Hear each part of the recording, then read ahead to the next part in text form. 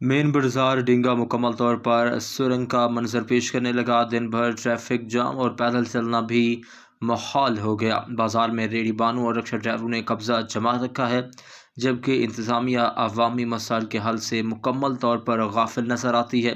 ہمارے نمائندے احتشام اللہ اسلم کی رپورٹ کے مطابق مین بازار میلا چوک سے لے کر ڈھلیان چوک تک جگہ جگہ ریڑھیاں، رکشے اور موٹر سائیکلوں کی قطاریں لگی رہتی ہیں۔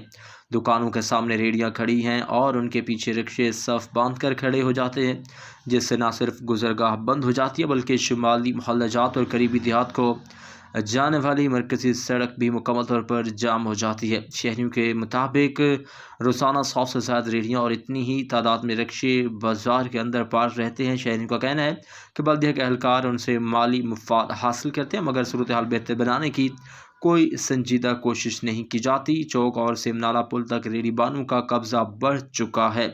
ذرائع کے مطابق ڈپٹی کمشنر گجرات نور العین قریشی اور اسسٹنٹ کمشنر کھاریاں عائشہ شاہد تجاوزات اور اسموگ کے خاتمے کے حوالے سے زبانی کارروائی تک محدود ہیں۔